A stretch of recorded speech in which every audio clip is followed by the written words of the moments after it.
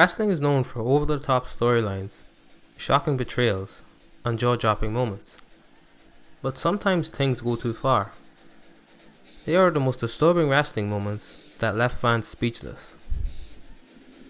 Over the years, Mick Foley endured punishment that most wrestlers couldn't even imagine. Being slammed into thumbtacks, thrown off the top of the cage, crashing through the same cage, being set on fire, and blasted with countless unprotected chair shots, tangled in barbed wire, and even caught up in explosions. And yet, perhaps the most gruesome injury of his career didn't come from fire, steel, or wire, but from the ring ropes themselves. In Munich, Germany, while wrestling Vader as Cactus Jack, Foley attempted a daring hangman spot, but the ropes had been wound too tightly. The pressure clamped down with such force that it literally tore his ear completely off. And of course, Mick Foley still finished the match. At SummerSlam 2016, Brock Lesnar faced off against Randy Orton in a main event with the tagline, 15 years in the making. Fans were intrigued, imagining a slick spot where Randy Orton reversed an F5 into an RKO. Instead, what they got was Lesnar splitting open Randy Orton's skull with the pointed tip of his elbow. The plan was to lightly graze him, but Brock either took liberties, botched the job, or was following orders from his mysterious creative committee. However it happened, the outcome was very disturbing. Randy Orton suffered a legitimate concussion as blood pooled in the ring. At the 1999 Royal Rumble, The Rock and Mankind clashed in an I Quit match so brutal it left Mick Foley's family in tears at ringside. And yet the match was so undeniably dramatic. The concept was inspired, and paired with the Royal Rumble stage, it elevated the story into an Attitude Era legend. Mankind was never going to quit, but The Rock had a date with Stone Cold at WrestleMania, and that was inevitable. The road to WrestleMania had always been strong, but in one of his rare strokes of genius, Vince Russo swerved the audience brilliantly. The finish used a recording of Mankind's voice to trick the referee, but the storytelling of the match was overshadowed by the extremely violent chair shots. According to Mick Foley, him and The Rock had both agreed on 5 chair shots, but The Rock had hit Mick Foley with 11 unprotected chair shots, resulting in one of the most disturbing and unwatchable matches in WWE history. Nobody can deny Jeff Hardy's popularity and talent, but his personal issues have derailed his career more than once. His lowest point came at TNA's Victory Road 2011. Jeff Hardy was booked to main event against Sting. He showed up at the building, then vanished just before his entrance. When he finally returned, he was clearly in no condition to perform. With no time left to salvage the situation, Eric Bischoff made the call, and have Sting end it immediately. What followed was one of the most infamous spectacles in wrestling history. The match lasted all of 88 seconds, nearly a minute of which was Hardy fumbling with his shirt, while Sting glared in disbelief and disgust. When it was mercifully over, the crowd erupted in boos chanting bullshit. Sting was fuming. He simply pointed to the fans and shouted back, "I agree." In ECW, there was a match scheduled between Axel Rotten, Devon Dudley, New Jack, and Mustafa, but Axel Rotten no-showed. In stepped Mass Transit, an amateur wrestler who had been booked to wrestle a pair of dwarves earlier that night.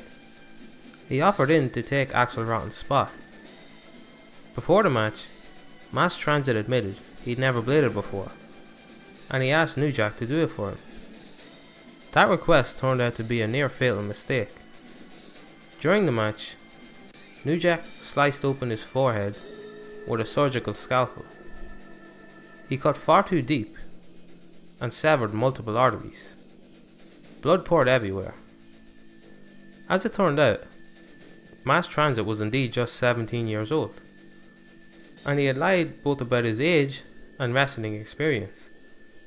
His manager was his father, who actually had vouched for him. The fallout of ECW was enormous.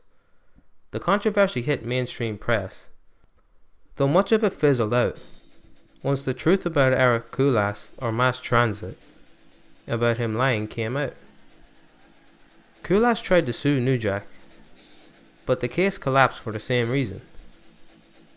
New Jack had already carried a reputation for violence, assaulting an elderly wrestler with a pipe, stabbing an opponent mid-match, and allegedly trying to throw Vic Grimes to his death during a scaffold match.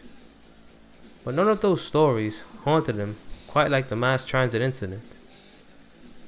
On August 23rd, 2025, during a wrestling show in Los Angeles, Raja Jackson, the son of UFC fighter Rampage Jackson, attacked a wrestler mid-match, leaving him hospitalized. The incident occurred during a Knox Experience show promoted by the WWE affiliated Knox Pro Wrestling Academy, and it was also live streamed on Kick. The footage shows Jackson hanging around backstage before the show. Wrestler Stuart Smith, known as Psycho Stu, approached him in character and struck him with a beer can.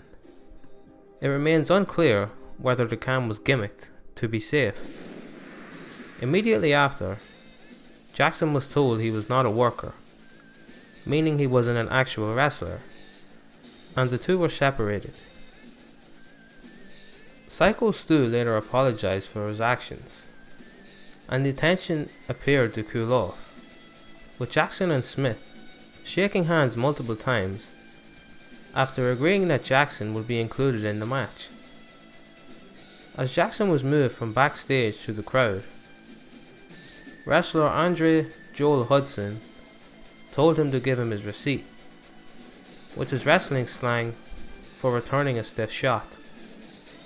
Jackson replied on stream, "As long as I get my hit back, I'm straight."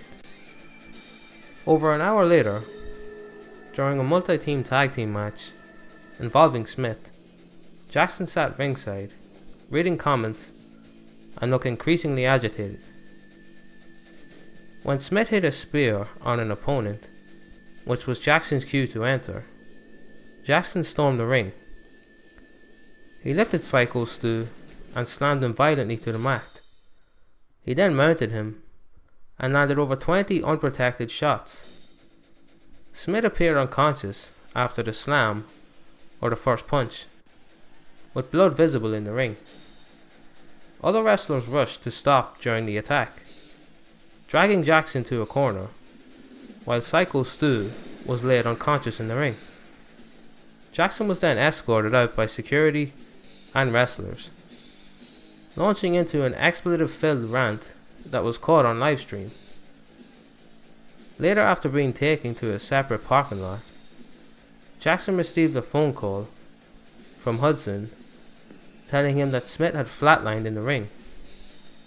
Jackson's only response was, "My bad."